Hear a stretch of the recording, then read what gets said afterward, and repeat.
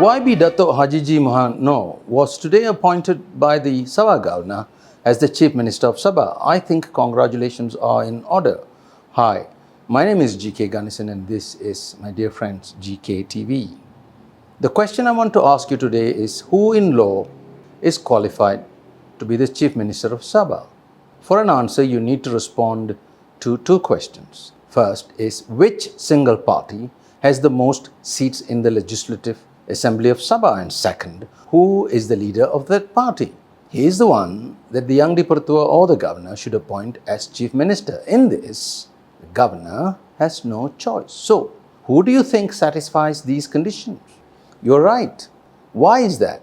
That's because this is what the Constitution of the State of Sabah stipulates. Look at Article 6, Clause 3 of the Constitution of the State of Sabah. It is the logical starting point and it states, the Yang di-Pertua Negeri shall appoint as Chief Minister a member of the Legislative Assembly who, in his judgment, is likely to command the confidence of a majority of the members of that assembly. Now you might think that the phrase, who in his judgment is likely to command the confidence of a majority of the members of the assembly, would have given you the impression that the phrase, a majority, must mean, as all the local newspapers are telling you, more than 50% of the members of the State Legislative Assembly of Sabah. This might mean, you might think, to be appointed as Chief Minister, a qualifying candidate must have four things going for him. First, he must have at least 37 members supporting his nomination, because 37 out of 73 is the simple majority. Second, that the governor must believe that the candidate is likely to command the support of more than 37 members of the assembly. And three, that the candidate must himself be an elected member of the Legislative Assembly. I mean, that stands to reason.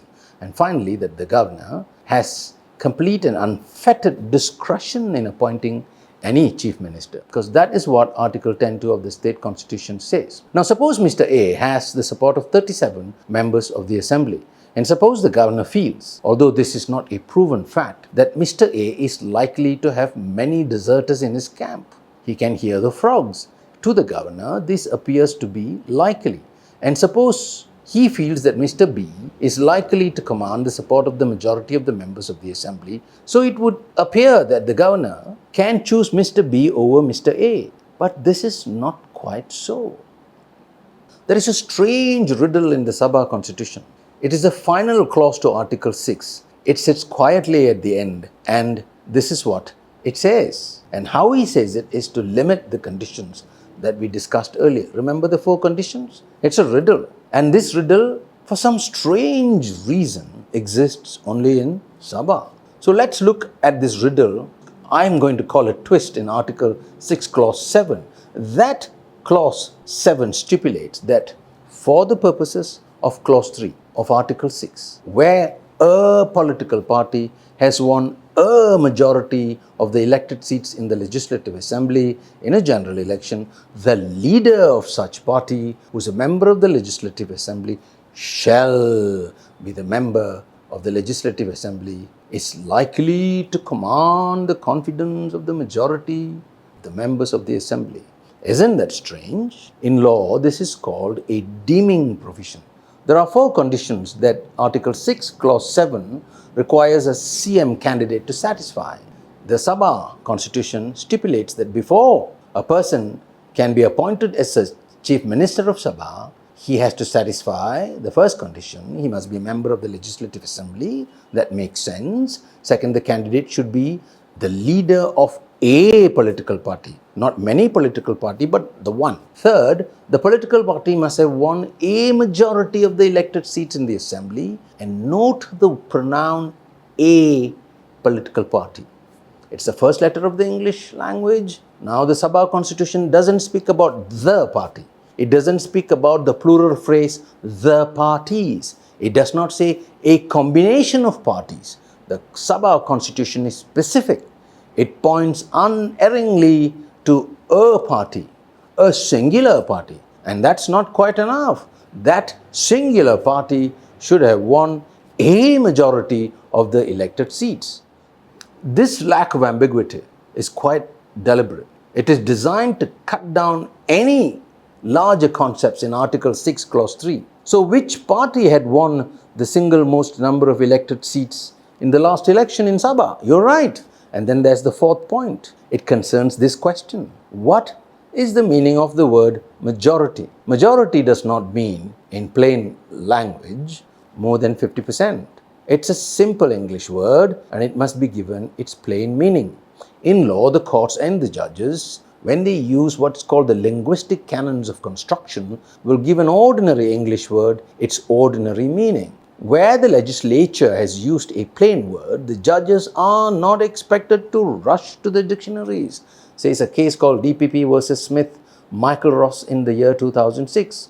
Yet even if one were to rush to a dictionary in plain English, the lexical meaning of the word, the dictionary meaning, majority means quite simply the greater number. So let us apply this formula to an example. You already know that the total number of elected seats in the Legislative Assembly of Sabah is 73. Now suppose there are a total of 6 parties that participated and contested in the elections, and suppose they are known as parties A through F. And suppose party A has won 13 elected seats, and suppose the other parties have each won 12 seats. That makes a total of 73 seats. So if we use the plain and ordinary meaning of the word a majority, which means the greater number, which party do you think has a majority? It cannot be any one of the parties B through F. You're right. The only party that has a greater number, a majority, is party A, although it's only got 13 out of 73 seats. So, does the governor have a discretion in appointing a chief minister? Unfortunately, any discretion that the governor used to have in Article 10.2 has been cut away and completely destroyed by the clear words of Article 6, Clause 7. It is an arithmetic formula that exists in Article 6, Clause 7.